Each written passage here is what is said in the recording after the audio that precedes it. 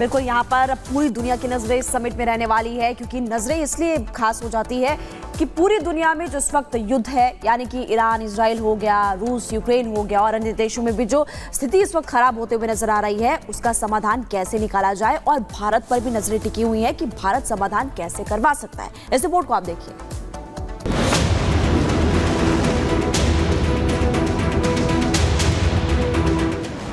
दुनिया के दो हिस्सों में इस समय जंग चल रही है और उन दो हिस्सों में से एक में आज दुनिया के 5 ऐसे देशों की मुलाकात होगी जिनकी एक अलग पहचान है। भारत, रूस, दक्षिण अफ्रीका, ब्राजील और चीन यानी ब्रिक्स। इस बार के ब्रिक्स को अगर युद्ध के समाधान का मंच कहा जाए तो गलत नहीं होगा, क्योंकि रूस और यूक्रेन युद्ध को 2 साल से ज्यादा का समय बीत गया है और अब तक ना ही रूस पूरी तरह से यूक्रेन को हरा पाया और ना ही यूक्रेन रूस को पीछे धकेल पाया। लेकिन इस युद्ध में जो नुकसान हो रहा है उसका तेल के व्यापार से लेकर अनाज की सप्लाई तक असर पड़ रहा है। प्रधानमंत्री मोदी ने भी रूस यूक्रेन युद्ध के दौरान शांति प्रयासों में सक्रिय भूमिका निभाई है। उन्होंने दोनों पक्षों के नेताओं से बातचीत और शांति के लिए अपनी प्रतिबद्धता को दर्शाया। सितंबर 2023 में न्यूयॉर्क में फिलिस्तीनी राष्ट्रपति महमूद अब्बास से मुलाकात के दौरान पीएम मोदी ने गाजा पट्टी में बिगड़ती मानवीय स्थिति पर गहरी चिंता व्यक्त की थी। जहां एक तरफ अमेरिका और यूरोपीय देश रूस पर कार्रवाई करना चाहते हैं, तो वहीं भारत अब भी चाहता है कि दोनों देश आपसी बातचीत कर इस युद्ध को रोक दें। पीएम मोदी का ये कूटनीतिक नजरिया उन्हें एक प्रमुख वैश्विक नेता के रूप में स्थापित करता है, तो शांति और स्थिरता के लिए काम करते हैं। खुद रूस के राष्ट्रपति व्लादिमीर पुतिन अलग अलग मंचों से कई बार कह चुके हैं कि भारत इस युद्ध को रोकने में अहम भूमिका निभा सकता है। यूक्रेन के राष्ट्रपति जेलेंस्की को भी भारत से ही पूरी उम्मीद है। इस मुलाकात से पहले देर रात अमेरिका का इस सम्मेलन को लेकर बयान भी सामने आया। देखिए, हमारा ध्यान जिस चीज पर केंद्रित है वो दुनिया भर के साझेदारों के साथ काम करना और साझा लक्ष्यों को हासिल करना है। हम सहयोगियों की तरफ ध्यान दे रहे हैं, ब्रिक्स की तरफ नहीं। किसी प्रकार की दुश्मनी के तौर पर अमेरिका दूसरों को नहीं देखता, इसीलिए हम अपने रिश्तों, अपने साझेदारों के साथ काम करना जारी रखेंगे।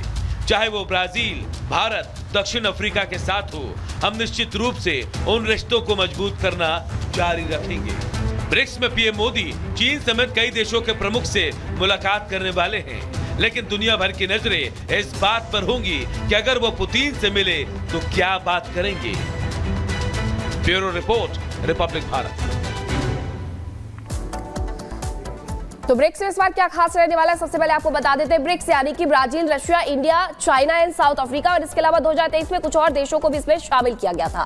खास क्या है, इसका विषय क्या है? न्याय संगत वैश्विक विकास और सुरक्षा के लिए बहुपक्षवाद को मजबूत करना इसका विषय है। 24 देशों के नेता समेत 32 देशों के प्रतिनिधि मंडल इस बार इसमें शामिल होने वाले। इस बार इसमें ईरान भी शामिल होने वाला है। रूस में अब तक का सबसे बड़ा विदेश नीति कार्यक्रम इसे माना जा रहा है, क्योंकि 2001 के बाद जो राष्ट्रों की संख्या है वो बढ़ गई है। कई देशों के राष्ट्राध्यक्षों से प्रधानमंत्री नरेंद्र मोदी मिल सकते हैं, लेकिन स्पष्ट नहीं है कि चीन से मुलाकात होगी या नहीं। पीएम मोदी और पुतिन की मुलाकात बेहद अहम है।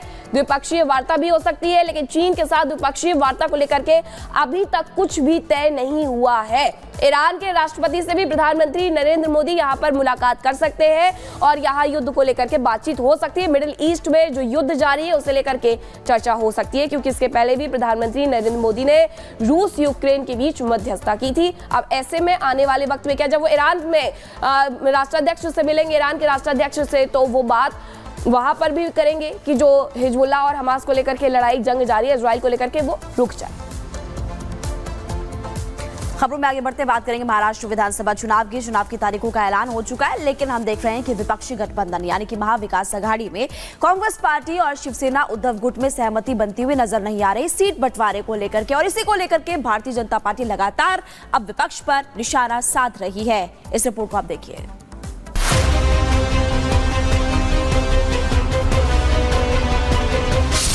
सीट बटेगी या बट जाएगा एमवीए?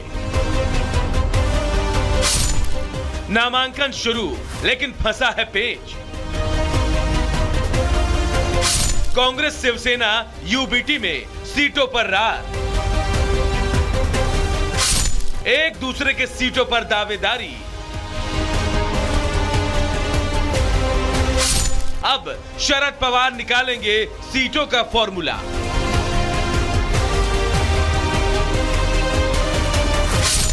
महाराष्ट्र चुनाव को लेकर जहां महायुति में सीट बंटवारे का रास्ता साफ हो गया और बीजेपी ने 99 उम्मीदवारों की पहली लिस्ट भी जारी कर दी, वहीं महाविकास अघाड़ी यानी एमवीए में सीटों के बंटवारे को लेकर अब भी घमासान मचा है। कई बार बैठकों का दौर चल चुका है, लेकिन कांग्रेस और शिवसेना उद्धव गुट में सीट बंटवारे पर सहमति नहीं बन पाई। कांग्रेस की तरफ से कहा जा रहा है कि आज एमबीए की बैठक में सब तय हो जाएगा और 25 अक्टूबर को कांग्रेस पहली लिस्ट जारी कर देगी। 96 जगह पे हमने स्क्रीनिंग की है और कुछ सीटों के बारे में आज चर्चा हुई है और 25 तारीख को और स्क्रीनिंग कमेटी का एक मीटिंग होगा और उसी दिन सीएससी का भी मीटिंग होगा और उस दिन सब फाइनल यहाँ पे किया जाएगा। तो वहीं एनसीपी की तरफ से कहा जा रहा है कि कहीं कोई मतभेद नहीं है, आज एक बार फिर बैठक होगी और सब कुछ तय हो जाएगा। सीट बंटवारे में देरी पर बीजेपी अब एमवीए पर तंज कस रही है और कह रही है कि 18 सीटों पर कांग्रेस और शरद पवार की पार्टी में तो 12 सीटों पर कांग्रेस और उद्धव के बीच तकरार है। ऐसे में देरी बता रही है कि सीट पर घमासान कितना ज्यादा है।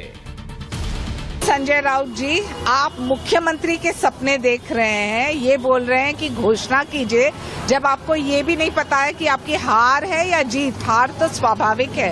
18 ऐसे सीट्स हैं जहां कांग्रेस और एनसीपी में अड़चन, 12 ऐसे सीट्स हैं जहां कॉन्फ्लिक्ट है कांग्रेस और शिवसेना यूबीटी के बीच में। मुख्यमंत्री तो दूर की बात है, तो कृपया आप ये हसीन सपने मत देखिए, काम पे उतरिए। एक तरफ नामांकन की शुरुआत हो गई है और दूसरी तरफ सीट बंटवारे पर पिछड़ते एमवीए में घमासान है। सवाल उठ रहे हैं, ऐसे में ये देरी कहीं चुनावी हार का कारण न बन जाए, क्योंकि वक्त निकलता जा रहा है और मामला उलझता जा रहा है। Bureau report, Republic Bharat. और बात दिल्ली की होगी। दिल्ली के रोहिणी इलाके के सीआरपीएफ स्कूल के बाद जिस तरीके से धमाका हुआ, उसे लेकर के पुलिस, एनएसजी, एनआईए की टीम जांच कर रही है और खालिस्तानी कनेक्शन भी खंगाल रही है। बिल्कुल, इसमें खालिस्तानी जो कनेक्शन है उसको तो खंगाला ही जा रहा है, लेकिन इसके अलावा पाकिस्तानी कनेक्शन और नक्सलवाद के एंगल से भी जांच पड़ताल की जा रही है। कैसे ये सारी की सारी टीम्स इस वक्त जांच कर रही है, आपको उस रिपोर्ट के जरिए बताते हैं।